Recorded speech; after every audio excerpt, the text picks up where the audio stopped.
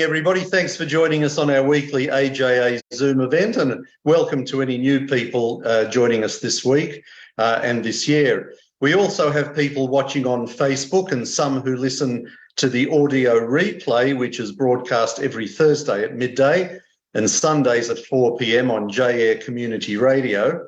That's at FM 88 in Melbourne or at j-air.com.au everywhere else. So welcome to you, and welcome to also to any people from our communal organisations who join us from time to time. We hope you enjoy the session. My name is Alan Friedman. I'm Vice President of the Australian Jewish Association, and on your screens you will see David Adler, who's President of the AJA, as well as our guest tonight, journalist Herb Keinon from the Jerusalem Post, and the topic, of course, will be the United Nations voting pattern on Israel. The format will be as usual. We're going to have a chat with Herb for about 30 minutes or so, and then we're going to open it up to questions from the audience.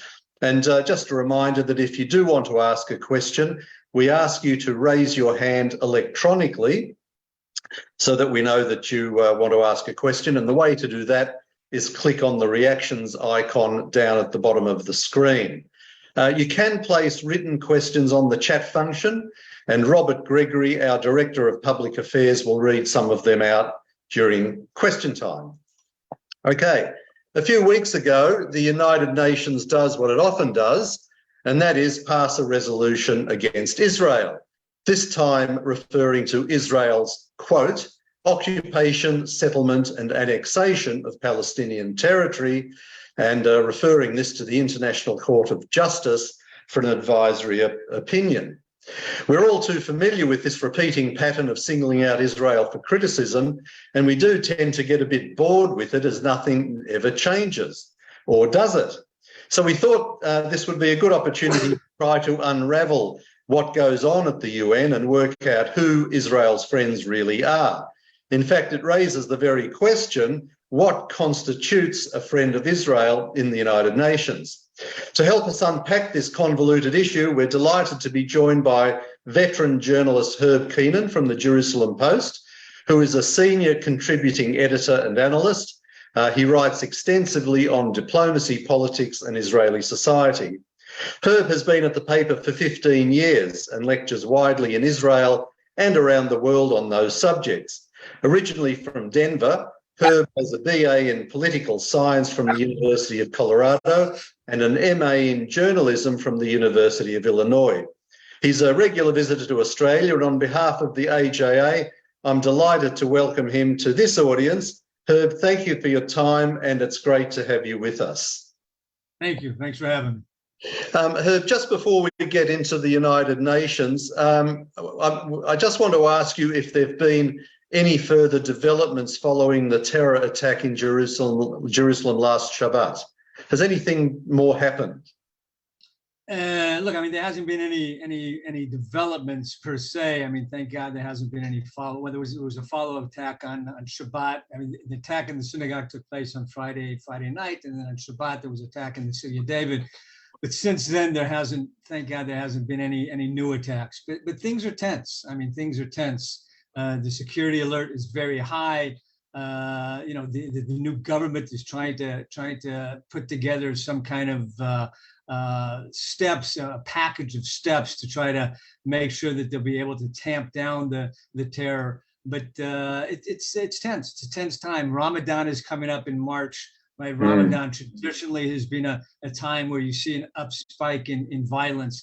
Like Israel's kind of on the horns of a dilemma here, because what it's done since last March, when you saw this beginning of a kind of a mini wave of terror, is to take the battle to the Palestinians, right? I mean, you've got a situation where night after night, Israeli forces, special forces are inside the Palestinian cities, inside the refugee camps, inside Jenin, right, which is the focus right now, carrying out arrests and oftentimes killing terrorists. When that happens, right, that then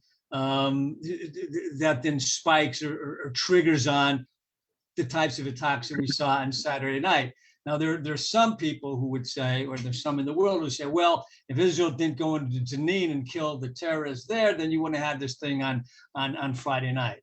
The problem with that argument is that if Israel doesn't continue to take the attacks to the Palestinians, then you're going to see a lot more of these attacks. What Israel has done, I think, over the last 9 months is to significantly reduce the number of attacks by these consistent actions inside the Palestinian cities. Yeah, sure. Thank you. Okay, let's go to the United Nations. And the vote recently meant that Israel lost the vote 87 to 26 with 53 abstentions and 27 no-shows, which does provide a bit of a snapshot of who Israel's friends are in the international arena at this particular moment. Can you give us an overview of the picture, and how do you define who is a friend of Israel and who isn't? Look, I mean, that's a very complicated issue, who's a friend and who isn't, because on the one hand, you could say, well, you want to find out who your friends are look at the roll call of who voted for you and who voted against you. Those who voted for you are your friends. Those who voted against you are not your friends, right? Those who didn't show up or those who abstained, sometimes they might be a friend, they are your friend, they're not your friend. The problem with that is I think that's an oversimplistic view of looking at things, because you have some countries there right now who are very friendly for Israel, but for various reasons consistently vote against us. Who am I talking about? The Abraham Accords country brought into an alliance Israel with the United Arab Emirates and Bahrain. And these are countries who I think most people now would consider to be friendly countries with Israel. We're doing booming business with the UAE. 500,000 Israelis have visited the UAE since the Abraham Accords, right? The security cooperation, intelligence cooperation, things are booming. Yet they voted against us at the UN. So what does that mean? That means they're not our friend? No, it means that they've got other considerations. And this is kind of been a historical way that Israel has looked at some countries when they vote against us at the UN, saying that, well, we get a lot more from their relationship on the ground. They have to do this to kind of give something to their street, which might not be that much in favor of the relationship with Israel. If that's what we got to give them, that's what we got to give them. Right? Israel gets more from the UA in our relationship with them than making a big deal over the fact that they vote against us at the UN. There's a certain understanding that the UA doesn't want to separate itself completely from the Arab street, therefore they vote against us. Same can be said of Azerbaijan. Right? Israel has a very, very close strategic relationship with Azerbaijan, which is a Shia Muslim country. They just opened up an embassy in Tel Aviv. Right? Important country. We get a lot of oil there. We sell. There are major arms buyers. Right? We got this tremendous industrial military complex that we have to fund for ourselves. The biggest market is Azerbaijan. Very friendly relations. They vote against us as well at the UN. Why? Because they're in the Organization of Islamic Conference. This is something that they feel they have to do to kind of stay with the Chevra, to stay with the Islamic countries. They're not willing to throw that out the window. So it's kind of complex when you look at these countries. Some of these countries they vote against us, yet we do have very close relationship. There are other countries, however, who vote against us, who don't vote, don't show up or abstain, which kind of aggravates Jerusalem. I think the most recent example you saw of this was the Ukraine, right? Ukraine over the last 10 years, if you look at Ukraine's voting records at the UN, you see something interesting, and that is generally, what does Ukraine do when it comes to Israeli votes? They don't show up, right? They make everybody happy. They just don't show up. Back in November, when this the resolution about taking Israel to the court first came up, Ukraine broke with that tradition. They actually voted against Israel, right? And this was ironic because just a week before, President Zelensky was bashing Israel for not giving arms to the Ukraine. Yet at the UN, they voted against Israel. Israel then called in their ambassador, reprimanded the ambassador. They Israel let its anger towards Ukrainians on this be known. And what we saw when they voted again at the end of December on the same issue, this time they went back to the old pattern and they just didn't vote. So again, it's a complicated picture. Another thing I think we have to keep in mind, though, and that is that things have changed at the UN. Alan, the numbers you read off were correct, right? 87 against us, 26 voted for us, 53 abstained, and 27 didn't show up. If you take that as a whole, however, you see something fascinating, and that is that the Palestinians were only able to get 45% of the countries, of the 193 countries of the UN, to vote for them. 45%. 55% either voted against them, didn't show up, or abstained. And that is a significant change over what you would have seen 15 years ago, right? When you would have had 130 countries voting against Israel, right? So the percentages have changed. You know, there used to be this saying, and it's still fairly true, that the Palestinians could bring a resolution to the UN saying that the world is flat, and the UN would accept it. But we're seeing now that the numbers are changing. Things have changed in Africa. You've got many more countries who either abstain or don't show up, then reflexively vote against us. Last night, you had a visit to Israel from the president of Chad, right? Israel now has relations with Chad. Security relations. Chad needs us, right? A lot of these African countries, need what Israel has to give them. Israel has a good relationship with Chad. Chad didn't vote in this vote at the UN. 10 years ago, 5 years ago, they would have been among the first countries to vote against us. So I think things are nuanced on the one hand, and things are also changing on the other hand. Now, they're not changing with the rapidity with perhaps we would like to see them change, but they are changing. Yeah, and as you mentioned, there were 53 abstentions and 27 no-shows. Can Israel look at those figures as something of a positive? In other words, they didn't vote in favour of Israel, but then they didn't oppose Israel also. Is there more of a positive in that than a negative? Yeah, definitely. Especially if you look at Africa, because you see Africa, I think there were 10 African no-shows. Those are 10 African countries who in the past would have definitely voted against Israel. So you're moving these countries from voting against us to no showing or abstaining, and then you could see you keep pressing them, but perhaps at a certain point in time they'll actually vote for Israel. So I think there's definitely that's definitely something that's very positive. Another thing to recognize here, or to look at here, is look at the countries who are voting, right? You look at the 87 countries who voted for the Palestinians, 43% of those countries are authoritarian states, right? Another 21% they have authoritarian tendencies among some kinds of democracy, like Egypt or like Turkey. So you've got about 65% of the states voting for the Palestinians are either authoritarian or have authoritarian tendencies. You look at the 27 countries who voted for Israel, right, and you see a completely different trend. 62% of those countries are democratic. So it's not only the number of countries, it's also the quality of the countries. Israel likes to call this the moral majority. The democratic countries are predominantly, right, not voting here, or didn't vote in December for the Palestinians, but rather either voted for Israel or abstained. That's also something I think positive that comes out of this. Yes, it does. And we like to think that in the West we're part of the moral majority. But does the Arab and Muslim world even care? Do they care that they're not part of the moral majority? Probably not. But I mean, these votes. Look, I mean, these votes are important on a couple of different levels. This vote to the court is important because it sends this issue to the court, and if the court rules against Israel on this could have significance. But it's also important in the realm of public opinion, right? How people around the world are looking at this vote. And I think that if people see that the countries who voted for the Palestinians are essentially Cuba and North Korea and countries of that ilk, right? I think it could take some of the edge off. Again, I don't want to overstate that because I don't know how many people sit there and actually analyze the votes to that degree.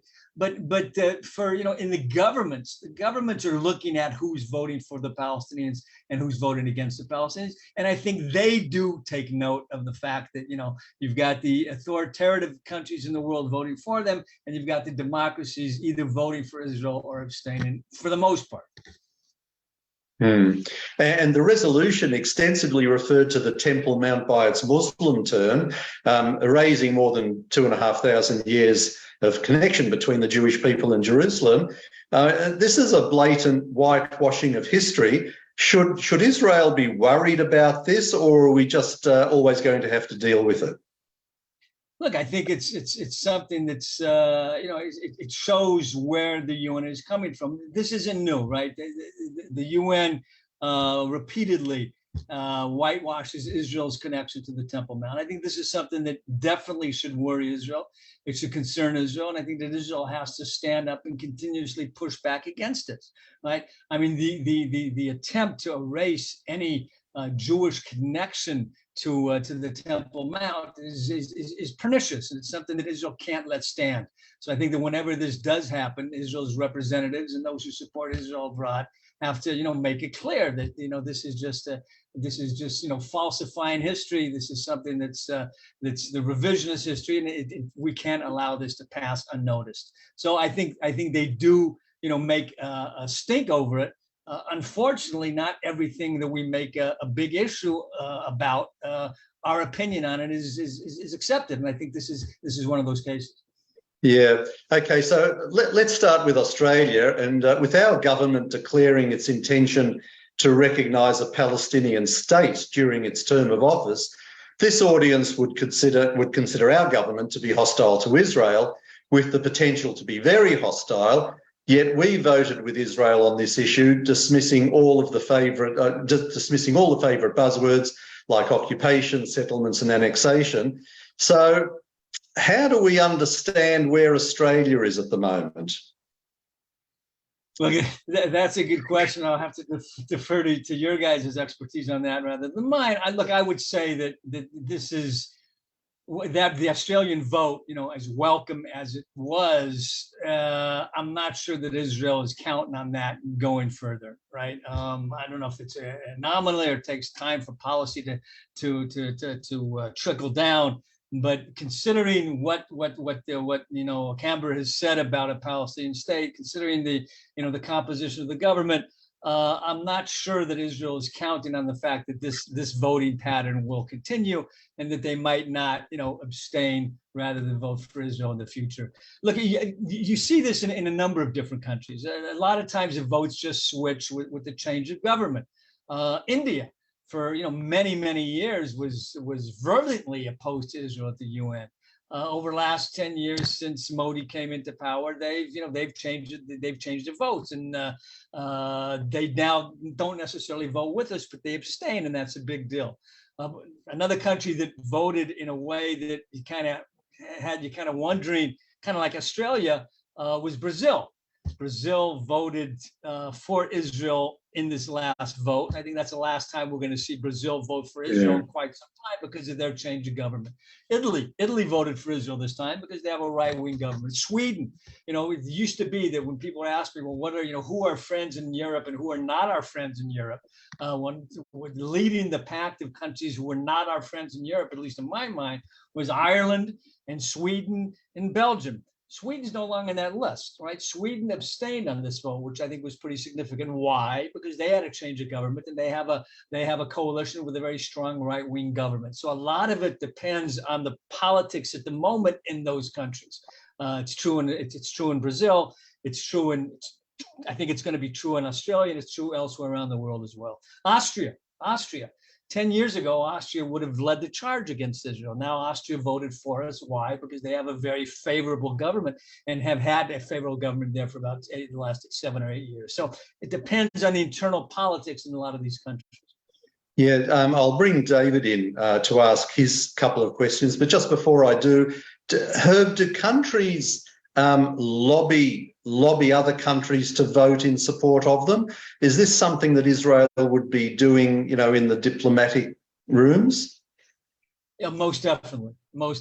I mean, there's a lot of lobbying going on because governments, like I said, pay attention to these votes, and they do reflect a certain trend. Israel, I think, spends a significant amount of its diplomatic energy around the world when these votes coming up, trying to lobby countries trying to lobby these countries to vote for us. Now, what's ironic here, and I've heard this, firsthand from Israeli diplomats, is that while we hold these votes as being extremely important, some of these smaller countries have no idea about the significance. Some of these smaller countries just have 1 or 2 representatives in the UN and might not show up at a vote just because either one, they don't know about it, or they're just too busy doing other things.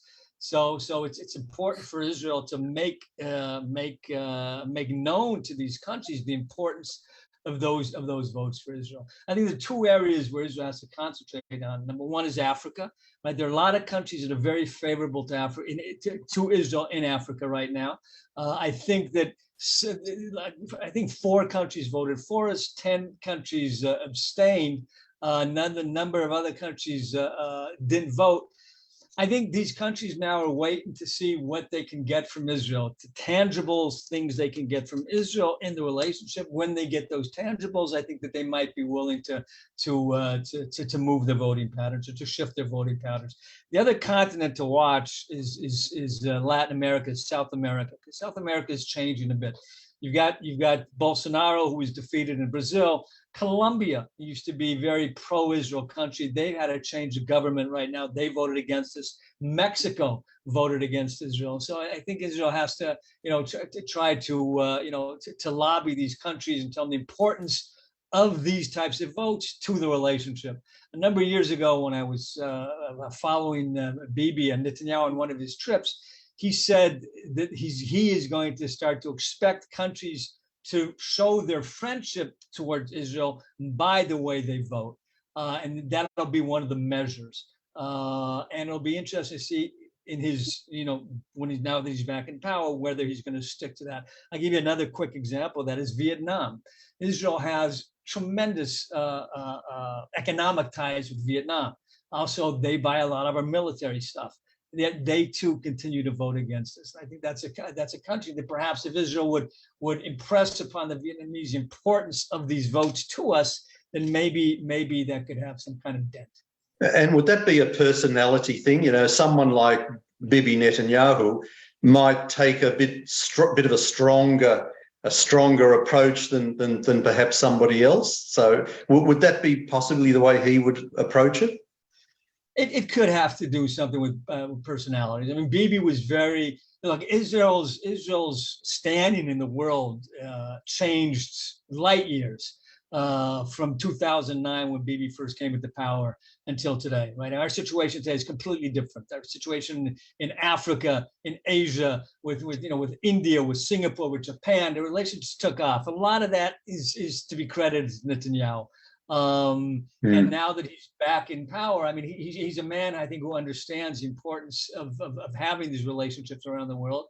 I think he puts a lot of premium on them, and he might put more of a focus on them than maybe another prime minister would have. Okay, David, fire away. Herb, I want to ask you a little about anti-Semitism, but just to show everyone a pattern that this is one of Hillel Neuer's slides that summarises the General Assembly vote in terms of quantum, which countries get certain amount of votes. And of course, in 2022, Israel exceeded the rest of the world combined. Do you think anti-Semitism is actually playing a motivating role in the way that the UN approaches Israel differently to every other country on the planet? Look, I mean, you look at that figure that you just showed, and one can't escape the feeling that Israel's being judged at a different measure than other countries around the world, and that's one of the definitions of anti-Semitism. The Jews are being judged in a different way than other countries around the world. So I think definitely it has a part to play in this. Sure. You've also got, I mean, look, you've got the Organization of Islamic Conference. I think we got 60 members, right? You got 60 members that from the get-go are not going to want to break one with the other, and are going to vote against Israel for a variety of reasons, right? So it's, I mean, the cards are stacked against us. Israel's pushing this rock up, this boulder up the hill. It's a long process. Is anti-Semitism a part of it? Definitely, anti-Semitism is a part of it. Definitely, just as anti-Semitism is a part of the world's attitude towards Israel, the world's hostility towards Israel. Having said that, though, doesn't mean that there are not inroads that you can make. And I think that if you look at the patterns over the last few years, you see that inroads can be made.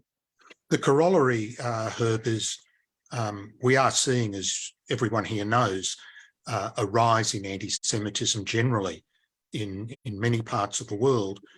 And one of the things that's used to pour some petrol on that particular fire is the argument, oh, Israel is condemned by the United Nations, it's not following the various resolutions, it's not complying with the resolutions of the UN, it's in that respect worse than other places.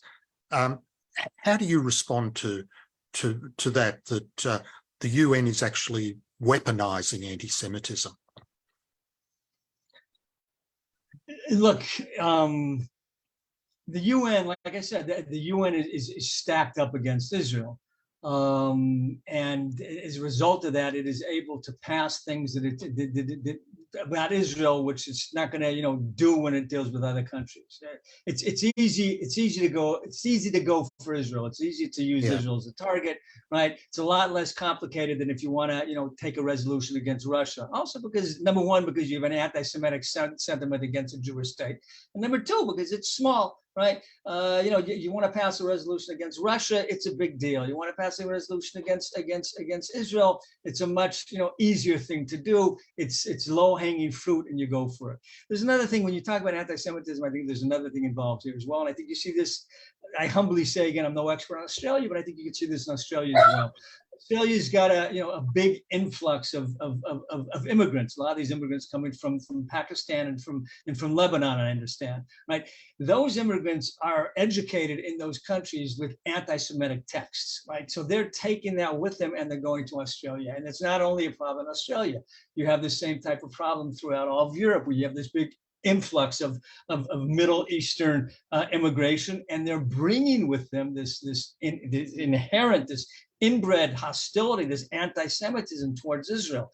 And I think one of the big challenges of the host countries like Australia and like these European countries is to kind of break them of that.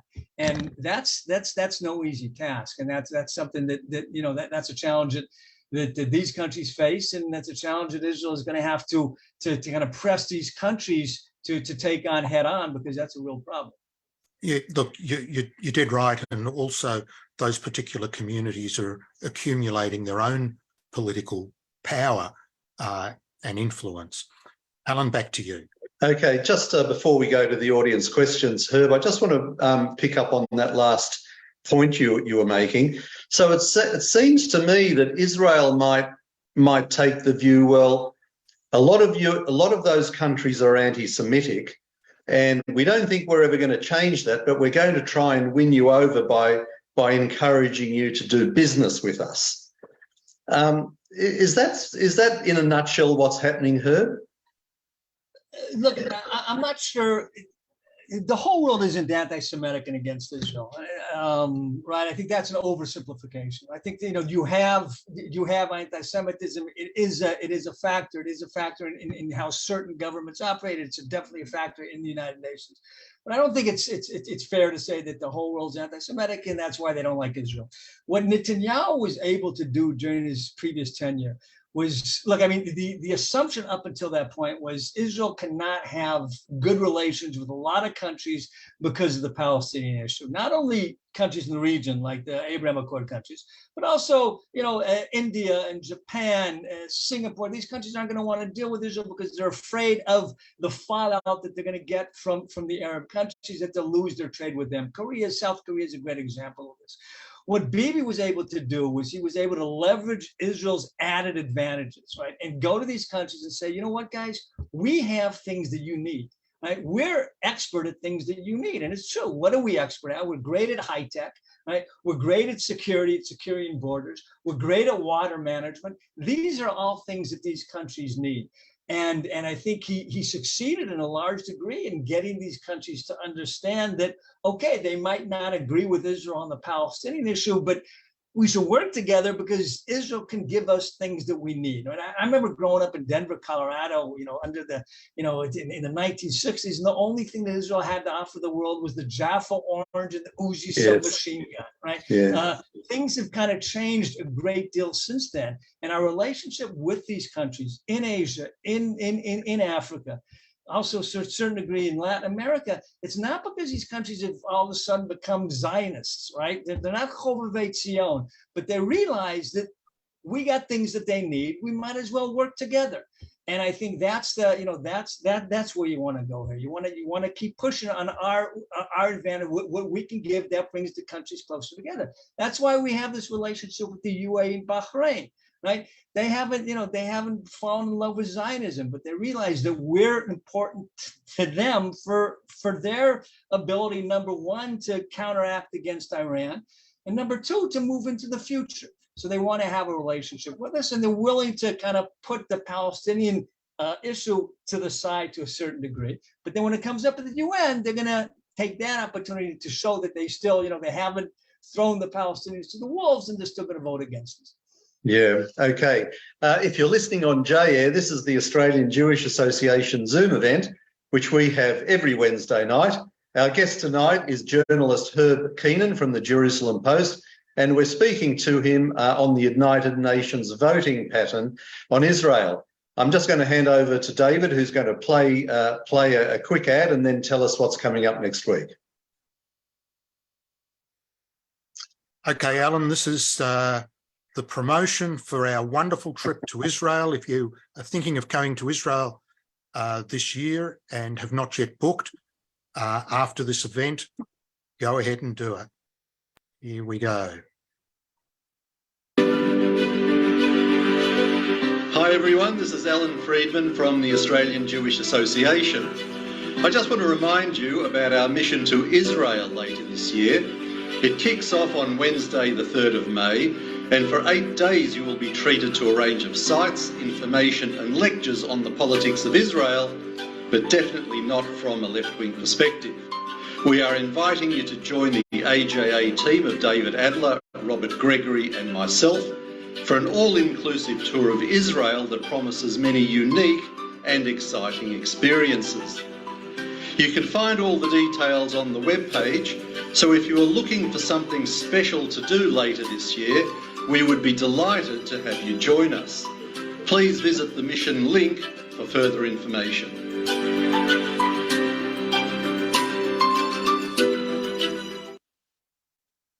And the mission link is on our website as well. You just click the button Israel Tour. Oh. I think that's a bit of feedback coming through, David. There we go. We were going to get it twice. Now, do you want to tell us what's happening next week? I'll come back to that. Let's get a question in. Okay. So now it's over to you, guys. I've got Saul, Michael and Jeff, but if you want to ask a question of Herb, now's the time to raise your hand. So we'll start with you, Saul. Please unmute yourself and ask your question. Won't unmute. Yep, no, you're good. Thank you. I'm unmuted. Thank you for a very interesting and at sometimes and very informative talk. Could I ask this? Maybe it's a naive question. How much actual debate is there at the United Nations? I know there's debate in the Security Council, but the General Assembly, one sees individuals standing in front and addressing the Assembly at the beginning of sessions, etc. But is there any debate ever in the General Assembly? And do countries ever debate there? And do any countries that vote, say, in favor of Israel actually say something that is favorable towards Israel, actually mention Israel? I'm thinking not only of countries like the United States, but even of those countries that are always with us, like the Marshall Islands and Gott sei Dank and Palau, Gott sei Dank? Look, it's a good question. Is there debate? I mean, do you mean is there a technical debate or is there any serious debate? As far as the serious debate, it's not as if the representatives are sitting in the General Assembly room and they're listening to these the articulate spokesmen of each country, and they're being swayed one way or the other by what the guy said, right? I mean, their position is not decided on the floor. Their position is decided by the Home Office well in advance. And that's where the lobbying comes in. That's why it's important for Israel to lobby, because that's where it's being made. As far as whether countries do speak, yes, the countries do speak out. And those countries who vote for Israel, they have the opportunity, within a couple minutes to say why they're doing that. What impact that has, again, it doesn't sway anybody. It's, I think, just more for the protocol. Okay, thank you. Michael, your turn. Please unmute and ask your question. Yeah, hi, Herb. One of the subjects that bothers me, I've been in Israel advocacy for over 25 years, is the growing number of Jewish anti-Zionists. And we accept that anti-Zionism is masked as anti-Semitism and vice versa. Particularly on the progressive side, we have New Israel Fund here lobbying against Israel, bringing people like Breaking the Silence to Australia. We have J Street in America. Does Israel recognize, or do they understand the problem of that these progressive left Jews who are lobbying against Israel and for the Palestinians? Are the Israelis concerned, or they just don't care? No, I think they're greatly concerned. Right? I think they're very concerned. The question is, what can they do about it? Look, I mean, the Jewish anti-Israel voices are always amplified in the media much more than their actual weight, right? I mean, it's more of a story in the New York Times if some Jew is bashing Israel than if a Palestinian is bashing Israel. So that Jew will get more coverage. That's just, unfortunately, that's the way things work. Concern there definitely is. The question is, how do you deal with it? I mean, you're not going to be able to. Israel's not going to be able to shut down Peter Beinart as much as they might want to. So I think what Israel has to do, though, is twofold. I think number one, it has to make sure that its argument is out there, right, and that these progressive voices, these anti-Israel progressive voices, are not the only voices being heard. That you've got mainstream Jewish voices also being heard out there, and also to get non-Jews to pipe in as well. I'll harken back to the days when I was a kid in Denver, Colorado, and you used to read letters about Israel in the newspaper, and it always struck me. I kind of it seemed to be more strong if the letter was signed by a guy named Martinez or O'Malley than if it was signed by Goldberg or Rosenberg, right? So I think there has to be an attempt as well to get non-Jewish supporters of Israel also to make their voices heard. Okay, thank you. Jeff, your turn. Please unmute. I'll just do the very briefly yes. What's coming up next week now that I've got that organised, because it is a very exciting event. This does seem to be a bit of a worldwide trend, and this can be good news for you, Herb, and for Israel.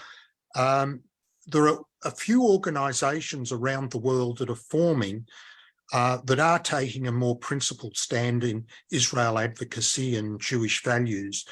And next week we will be speaking to essentially the UK version of AJA. They call themselves the National Jewish Assembly, and their chairman, Gary Mond, who's a very good guy, very experienced, former vice president of the Jewish Board of Deputies of the UK, recognised them going in the wrong direction and has done something about it.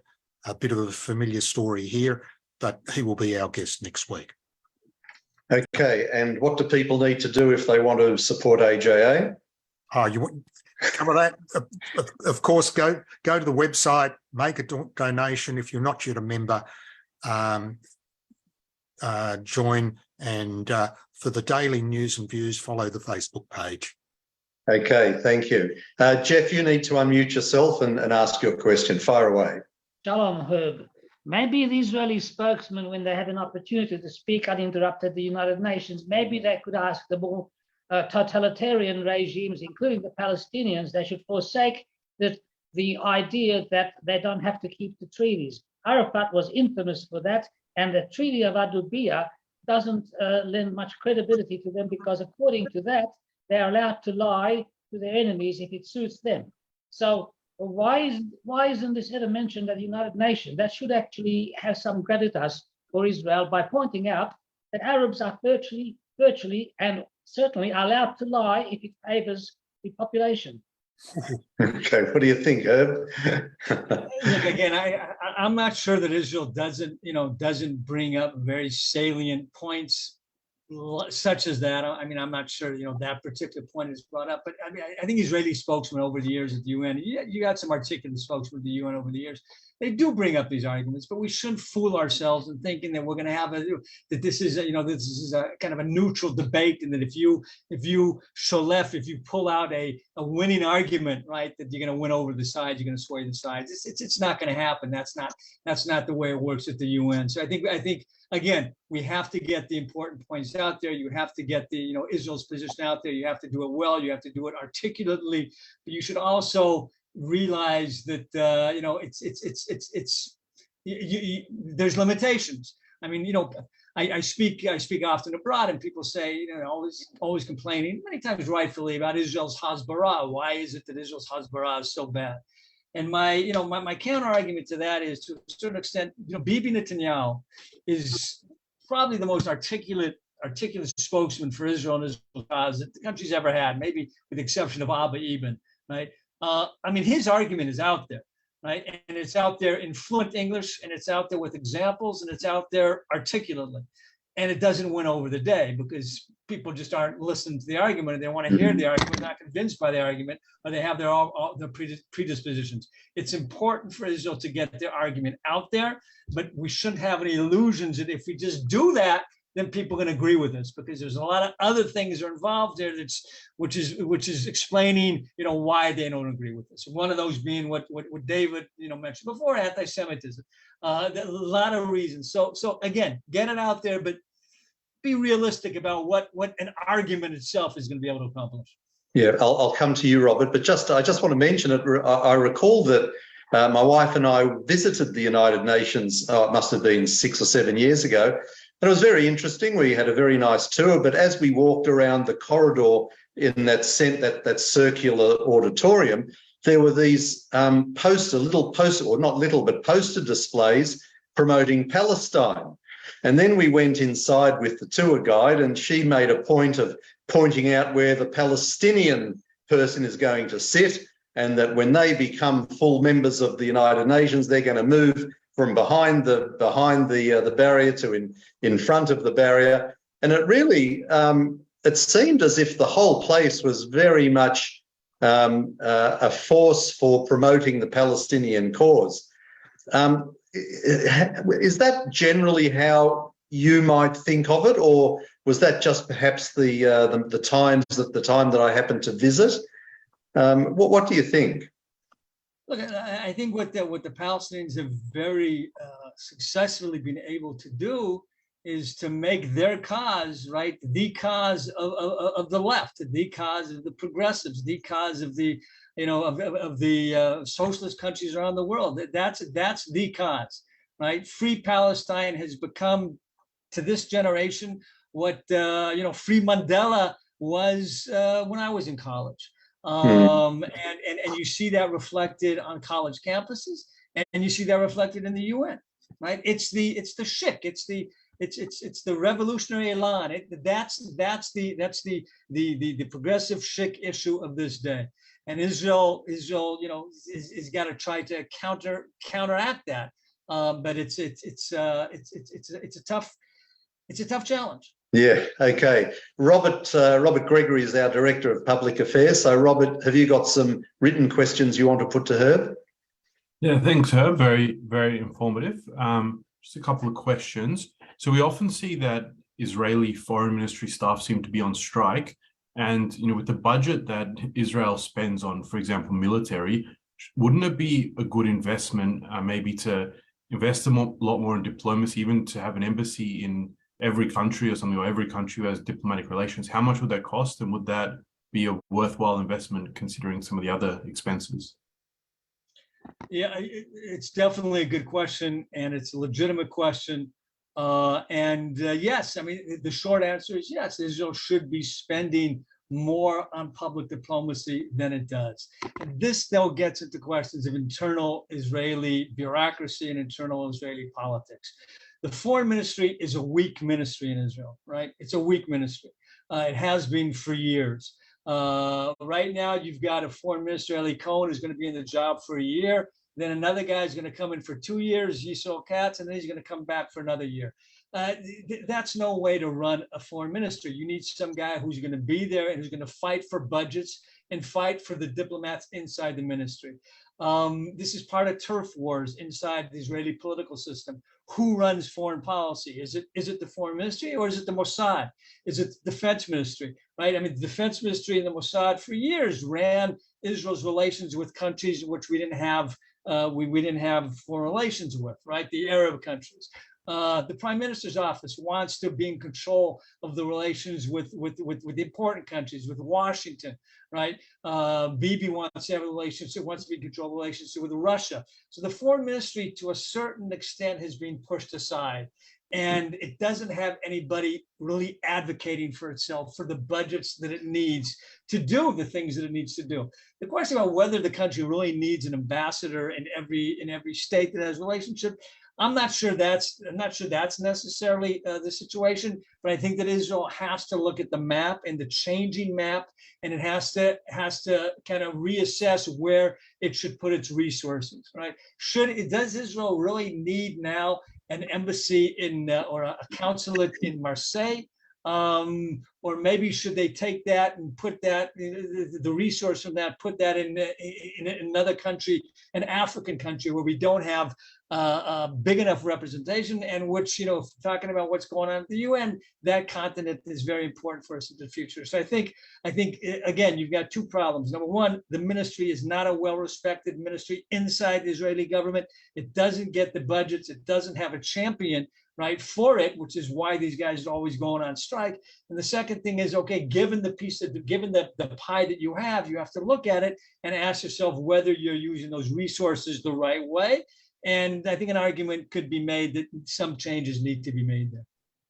Well, that's interesting, Herb, because you would think that a country like Israel, which knows that it is going to be held up as the pariah of the world, that you would think that they would make a point of having a strong foreign ministry. So how do you explain the fact that it's weak, as you say? Because as Kissinger said, all politics Israel's foreign policy is all Israel domestic policy. It's all local politics, right? Netanyahu does not have respect for the foreign ministry, right? He sees it as being a nest of leftists. He just doesn't respect it. And as a result of that, he's never placed, important guys inside the government in that ministry, and he hasn't given it the budgets that it wants. You've got internal politics involved here, right? Should it be different? Of course, it should be different. But you've got bureaucratic turf battles. You've got a certain perception that the ministry is. The diplomats inside the ministry are on the left, so why deal with them? And that creates a situation where the ministry is kind of shunted aside in the key discussions in Israel, right? When you have a crisis in Israel, you would think that the foreign ministry would be running with the ball on how to deal with this as far as Israel's relations with the rest of the world. That's not always necessarily the case. Oftentimes, the first voice goes to the Mossad or to the defense ministry. Is that the way it should be? No, we don't live in a perfect world. There's egos, there's budgets, there's turfs, and that's unfortunate. That's the way it is right now. Okay, thank you. Leon, your turn. Please unmute. Leon doesn't have a camera, but ask your question. Yes, good evening, Herb. Can you hear me? Yes, yes. Yeah. Look, in the United Nations, as a rule, do any or what proportion of agenda items are placed on the agenda respectively by Islamic governments and non-Islamic governments? In other words, when there's on the agenda an item relating to Israel, as a rule, is it being placed there by Islamic states, or do some non-Islamic states also put such items on the agenda? Yeah, who actually determines the agenda? That's a good question. As far as look at the Security Council, we saw that they called for debate on Friday over what happened in Jenin on Thursday, and the country. I think there were 3 countries that sponsored that. Number 1 was the UAE, right? And that's because the UAE is the Islamic or the Arab representative right now on the 15-member Security Council. China was the other country. The other country who put the issue on the table there was France. I think generally when these issues come up, there is an Islamic or an Arab country who is, the main motoring force behind it. Although they could, on the way as well, pick up other countries to help, co-sponsor those types of things. Okay, Dina, please unmute and ask your question. Just a general question with big implications. What does the United Nations actually contribute to the world?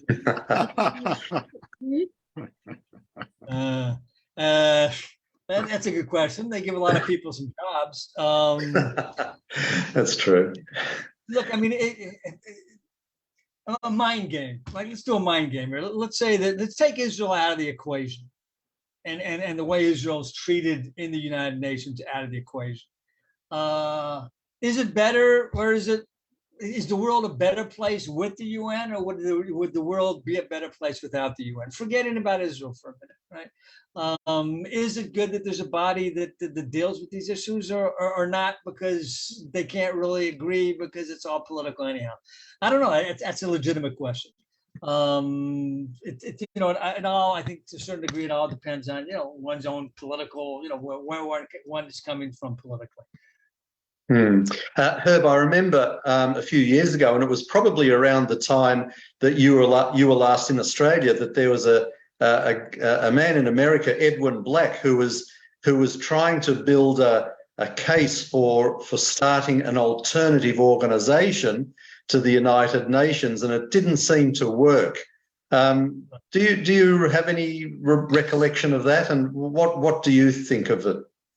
Yeah, I think that goes to what we talked about before about a moral majority. I think the idea at the time was get the democracies to form together, because why should some of these countries who are authoritarian countries, why should North Korea and Venezuela have the same vote at a world body as Britain and the United States? So I think the idea was for there to be a union of democratic states who would kind of play the type of role that the United Nations was supposed to play.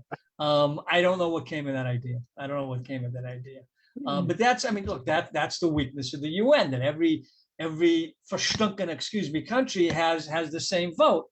And then that's you look at the state of the UN and you see that that's not necessarily working that well, because again, Iran and North Korea shouldn't be able to, be sitting on commissions that have to deal with human rights.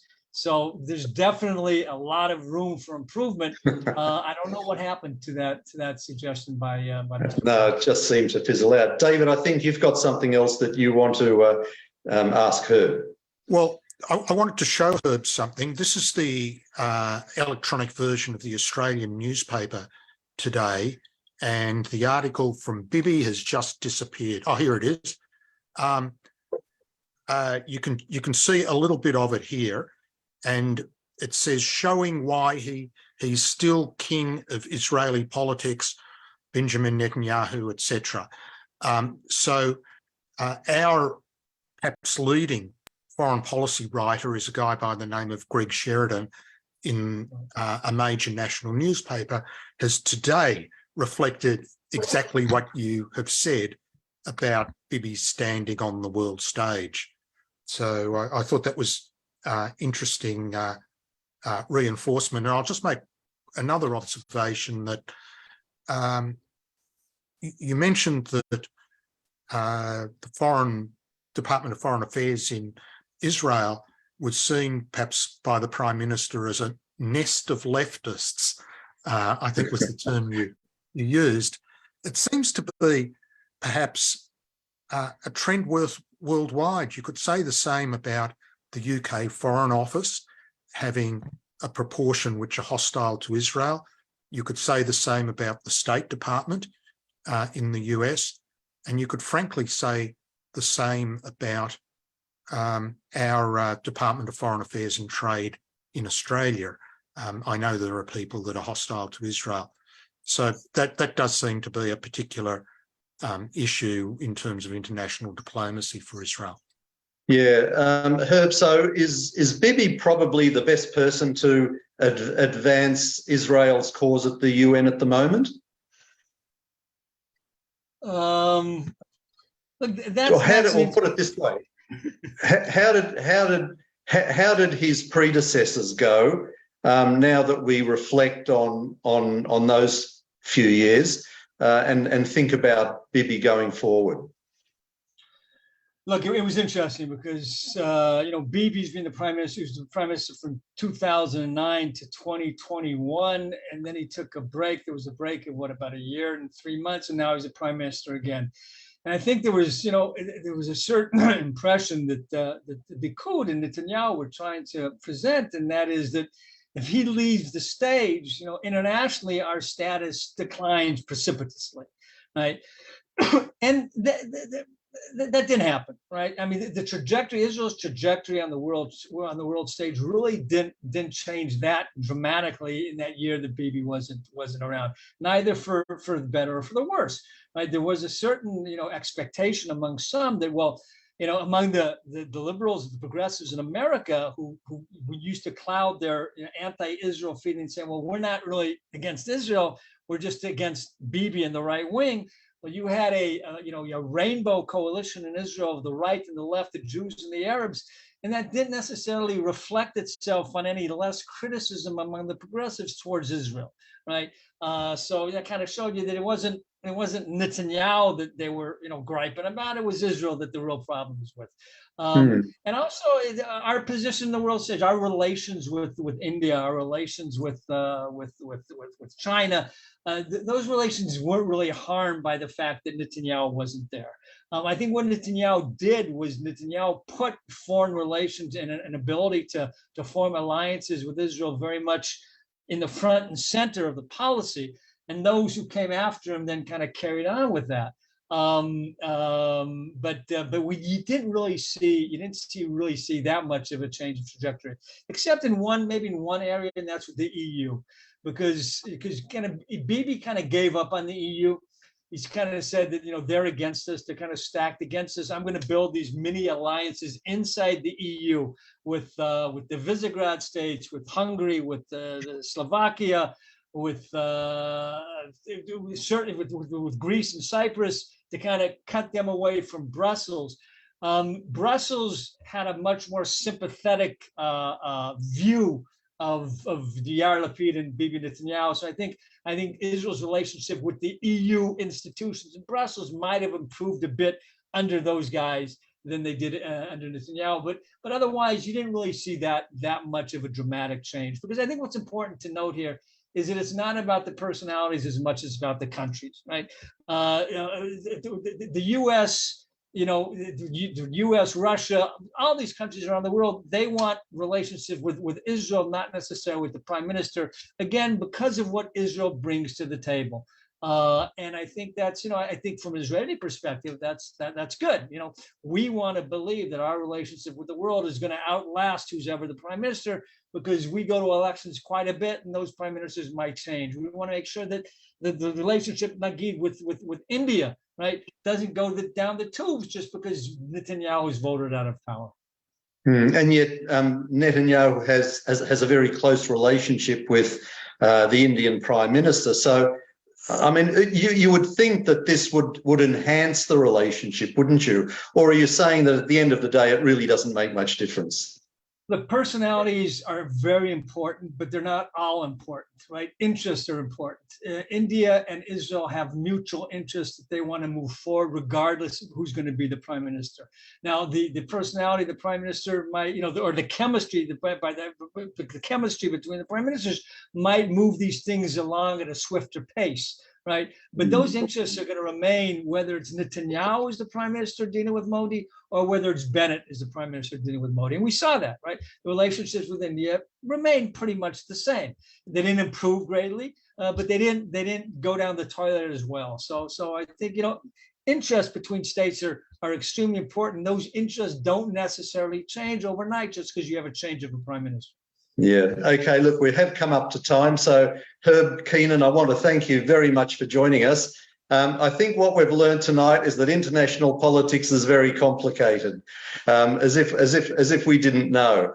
But thanks for your time, and your articles can be found in the Jerusalem Post. Is that your primary outlet? Yes, sir. Okay, so everybody can go and look at the Jerusalem Post. Herb wrote an excellent article based on what we were talking about this evening. So if you just Google Israel's voting pattern at the UN with Herb's name, it'll come up, and it's a very interesting article. So Herb, thank you for joining us, and all power to you, and we look forward to following your articles with interest. Thank you. Thank you very much. Good night. Just before we go, the L'Chaim program with Maurice Klein is on now on 3ZZZ. I think it's still the summer series, but tune in to FM 92.3 or 3ZZZ.com.au. But that's all we have for tonight. Next week, don't forget Gary Mond from the new UK organisation called the National Jewish Assembly will join us. Don't forget that you can keep up to date with what AJA is talking about on our Facebook page. So please like it and share it widely. But for now, we wish you all a very good evening and look forward to seeing you next week as usual. So from me, it's good night to you all. Bye for now.